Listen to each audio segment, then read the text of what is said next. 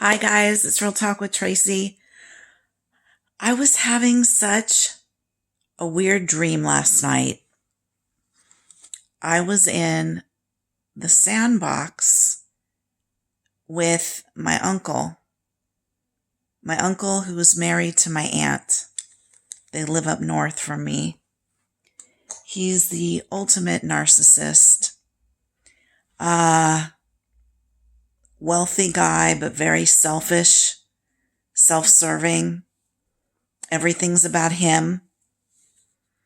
I had contributed to this girl's funeral through a GoFundMe because she died at 21 and I felt terrible and they needed help paying for the funeral. So I had given some money and I had shared this on email with my aunt and uncle.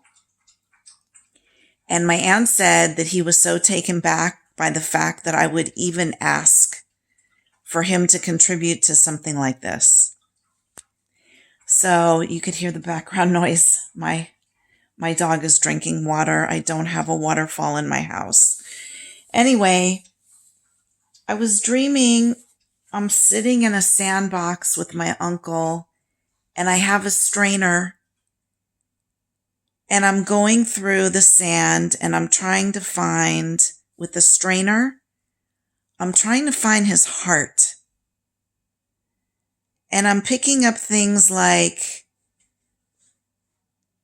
his 5,000 square foot house, his Mercedes, his BMW, his overblown ego, like awards maybe that he's won at work or something like that, money. And I kept going and sifting through all of this sand in the sandbox, trying to find his heart and thinking there must be some goodness here. Surely the man can't be that awful. He must have a heart somewhere. And in my dream, I couldn't find it. I mean, I remember looking at him and asking him, like, where's your heart? And he was just ignoring me. He has some friends outside of the house who he sees every week. And he could be very charismatic, charming. You know, narcissists can be very charming. And you don't really see what's going on in their house. But they can be with strangers. Oh my God. They could put it on. They could put it on heavy. They could be so charming. Here's a guy. He is 94, has zero interest of seeing me, talking to me, or his own children, or anybody else, or even his wife. He's terrible, calls her stupid. He's just a mean, selfish, self-centered person. And I've written him a couple lovely emails because he is almost the only blood relative that's left on that side of the family. And I really wanted to see before he dies some flicker of emotion, compassion, love. I wanted to find that he had a heart. And so in my dream, I just kept looking and I kept sifting. And all this material stuff was coming up, you know. But nothing like the Tin Man, you know, like nothing in there. It's really sad. His world revolves around his two little rescue dogs. One of them craps and pees all over his house. And he expects his wife to clean it up. And he won't train the dog. He doesn't care anymore about it, that this is filthy, that they should be training the dog to go outside. And he's extremely controlling. So this is my aunt and my mother's brother, who I had always put on such a high pedestal as a kid, because going to my grandpa's, I would see this gigantic picture of him on the wall. Like my grandfather talked about his son like he was like a god or something. I mean, he was just like good looking, and he was Mr. Olympia, and he was an international CEO of, let's just say, a huge company, made a lot of money. And I didn't know him, but always looked up to him because of my grandfather would always talk about him. And then I hadn't seen him in years, and I went and I visited him and his wife, and we had a beautiful visit. And he took us out to eat, and he was very charismatic. He seemed to be very caring, very warm, but it's all fake. It's all fake. The other day, I'm talking to my aunt on the phone, who I talk to, I don't know, like 4 or 5 times a week. And she says to her husband, "Hey, your niece is on the phone. You want to say hi?" He's like, "Nah, not really. Oh, I'm going to eat."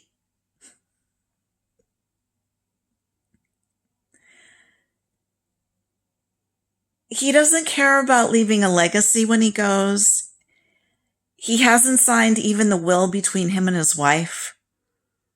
He keeps everything under lock and key. He does not care about what happens to her. Nothing. All he cares about is himself. And I find a lot of narcissists that I've had in my life, this is what they're all about. So you could sit in the sandbox and you can shake that little thing where you're like, look, it's almost like panning for gold. Like it's just piles of dirt, and like you're looking for just a glimmer, just a little glimmer, just a little tiny something good in that person, especially for me, because they're related to me. This is my bloodline.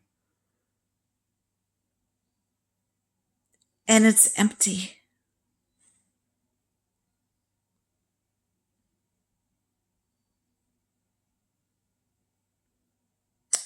It's just empty.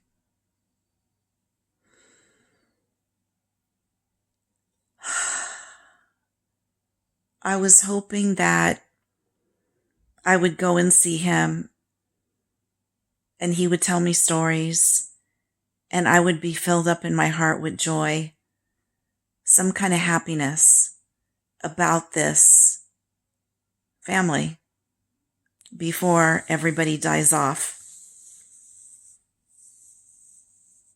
It's so awful thinking that you've come from such a big bowl of rotten fruit.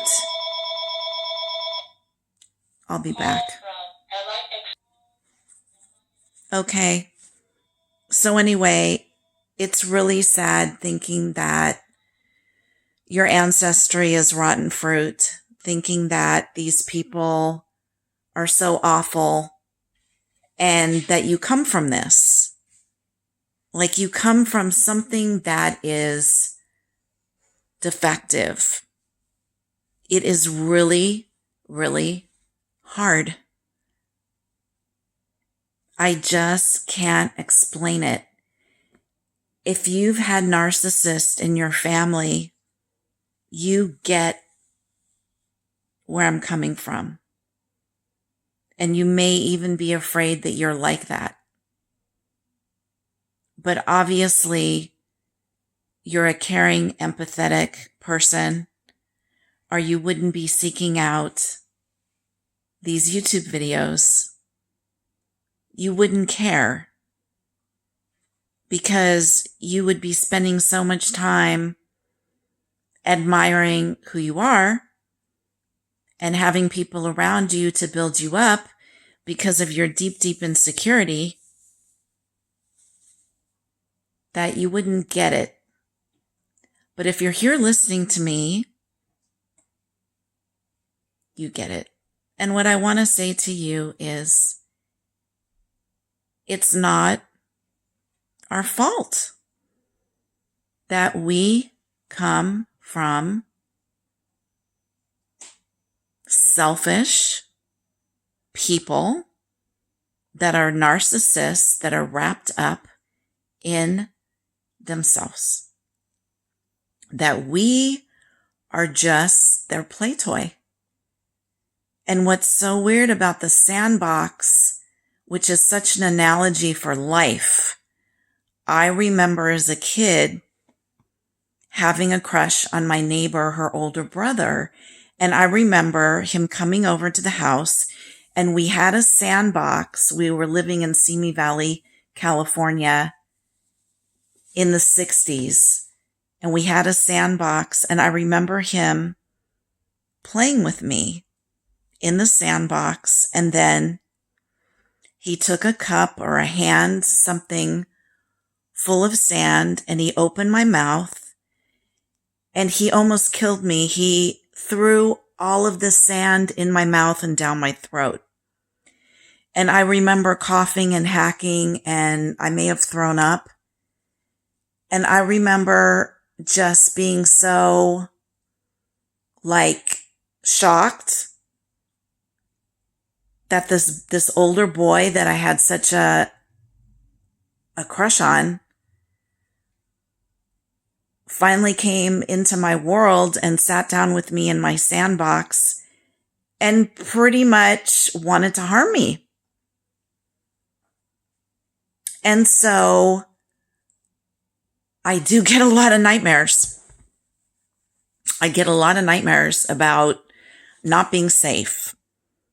And I was left alone a lot after 12. So I get a lot of nightmares also about being in a house with a lot of windows and doors and all the locks are broken.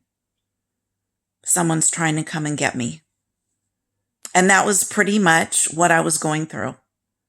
And I still have these nightmares. I'm in my 60s. Can you believe it? That I'm still having these nightmares? So I found a new counselor over the phone. She sounds really good. I think she gets me. And I'm going to be doing some talk therapy and listening therapy, talking, listening. And I'm hoping that some of my anxiety that I still carry around can go away. Anyway, I want you to know that you are not alone. You're not. You're not the only one that was horribly mistreated and continue to be mistreated, which also includes people that are narcissistic that have ignored you. They want nothing to do with you because you hold up the mirror and show them who they are, and they refuse to acknowledge the truth of them being horrible human beings. So I just want to send you love and hugs and light. And most of all, peace on earth. That's my greatest prayer. If you would please subscribe, it's free. I would appreciate it. And share this video. Sending you guys love. Feel free to comment. I'll be happy to write you back. Bye, guys. Have a beautiful day.